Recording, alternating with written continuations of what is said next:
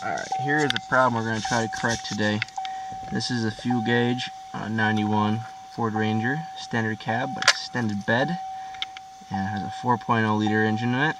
And so if I turn the car to on, the gauge dives to empty and it never comes back. So I think it is a bad sending unit, so we're going to try to replace that.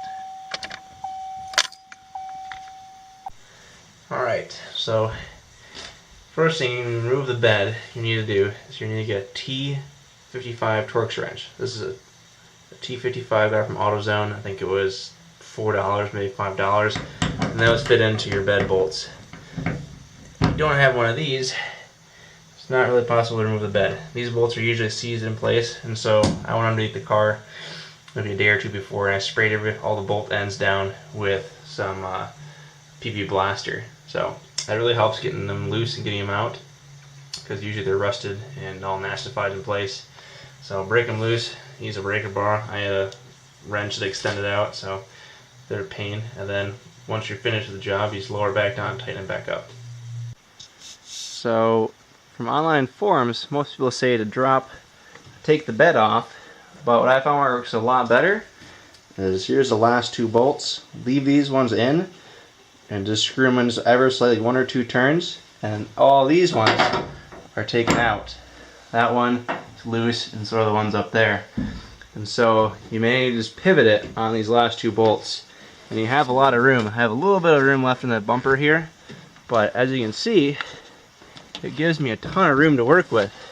It lifts up the bed quite a lot, so that is really easy. You don't have to lift it all off, and all I did is use a couple of tow straps and hooked them up on there and jacked it up in the air. It can be a one-man job.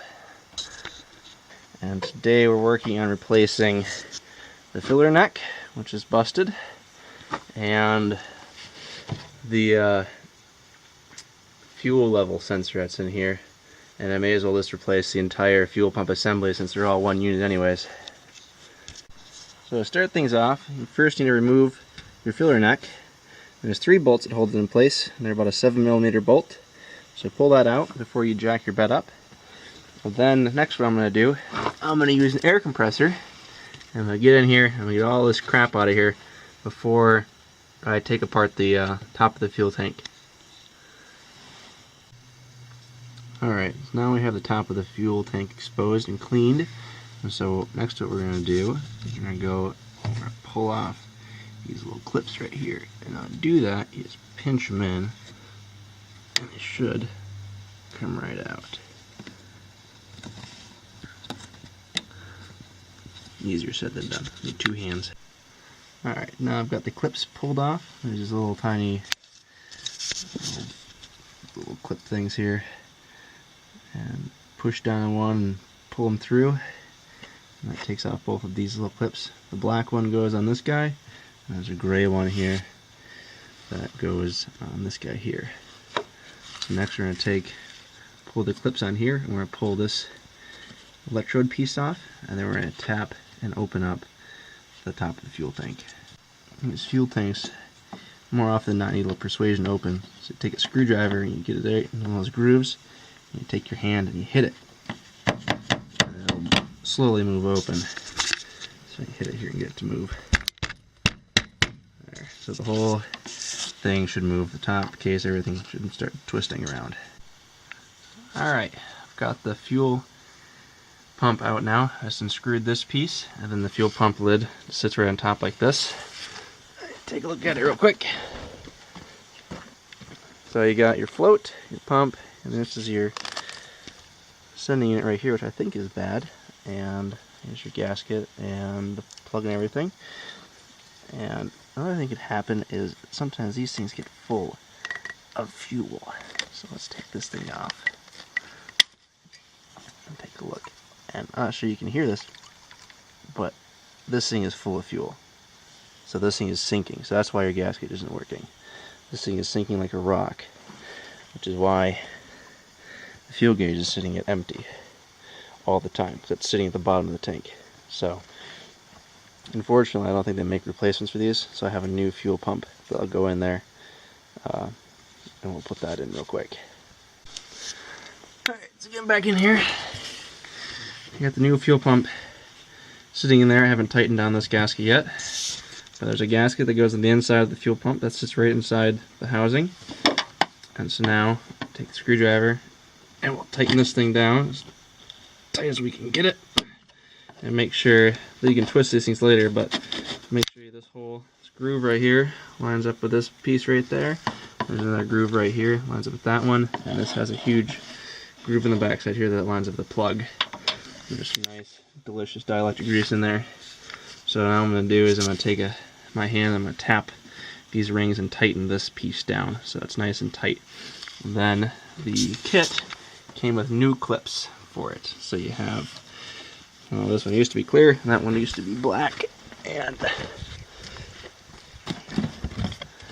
the new fuel pump has these ones right here. You have the clear one, which goes on the side that's closest to the, well, will go closest to you, and the black one will go to the one that's pointing towards the back end of the truck. So those are those two clips will go. Alright.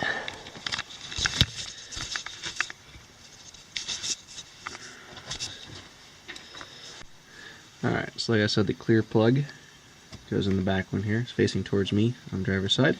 And just push it in. There it goes. Now it's clipped. And do the same thing. The black one here. Push it in. There. Now it's clipped. Now it won't come out. So those are those two.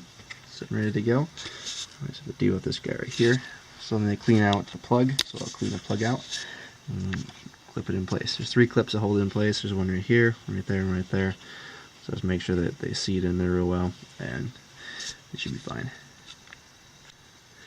Alright, now that is nice and clean, well, cleanish, we're going to take it and plug it into here.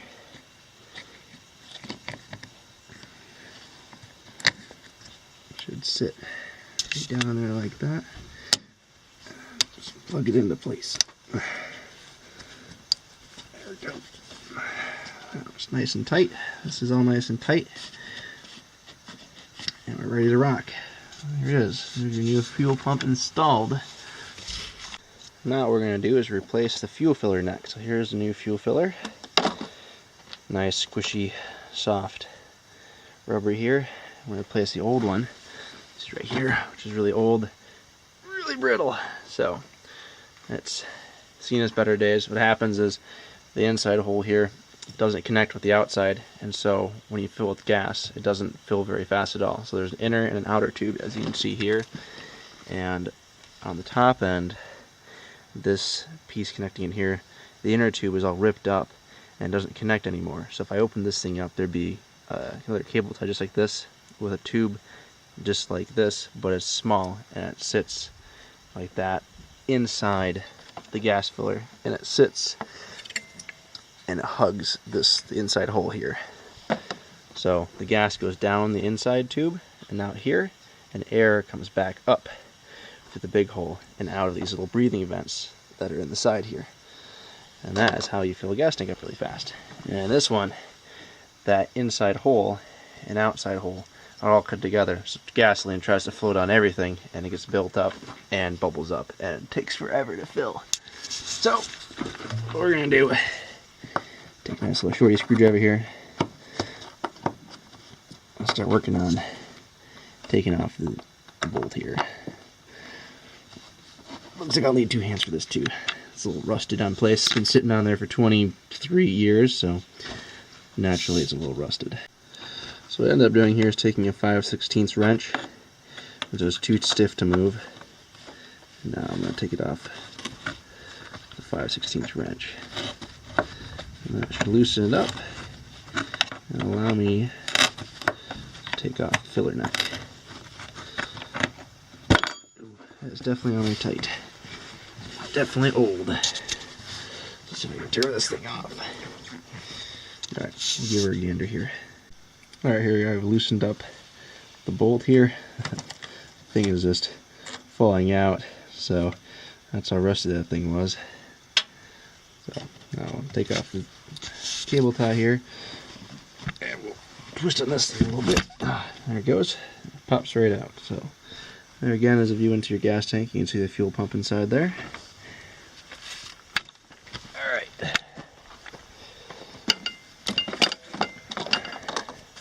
There we go. There's the old right here. And here is the new. Looks a little bit different. This looks a lot nastier. So you can see this tube's a lot shorter. Somebody must have messed with this at some point and messed it up, or who knows what. But this one has a longer tube, so should work a little better. Nice and not rusty. Alright, here we are. We have the new fuel filler neck installed. The new fuel pump is installed now too. And the thing with these, I'll show you the old one. The old one here, so you have to make sure that you get the one for the extended bed. So this is a 7-foot bed, and this fuel filler neck is different than the one on a 6-foot bed. So make sure you get the right fuel filler neck if you're replacing your filler neck.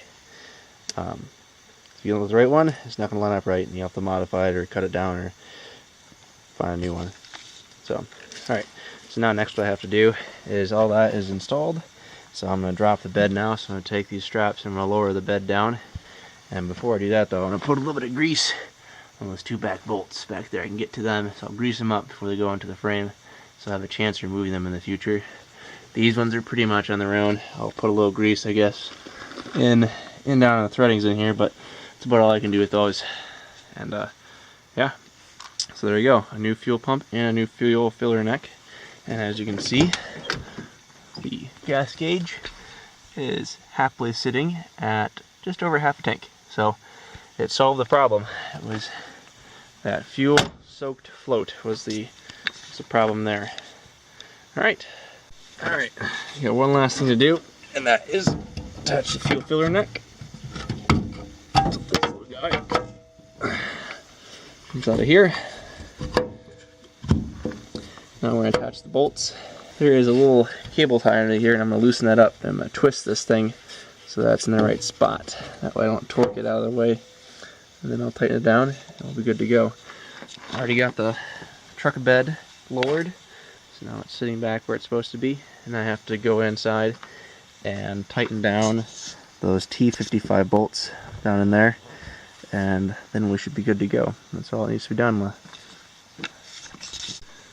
Alright, there you have it. The job is now complete. Got these bolts in. I had to get one in. This one back in the corner here was the only one I could get in, and then I had to take, I just barely reached this one, and it kind of bent the fuel filler neck up into place. It was a little bit tight. I also undid there's a cable tie right below this. So I loosened it up to pull it into place, and I tightened it back down just so I have a little extra slack. So as you can see, the bed is back in place. All the bolts are put back in, and it sits nicely right down on top of the frame. So everything looks really good. Wasn't too bad. Took about an hour to do. So you can do it too.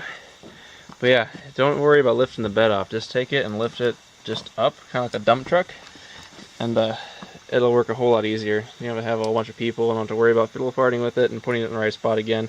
You just take the two front bolts off and just lift the whole thing up, and yeah, worked great. Sweet.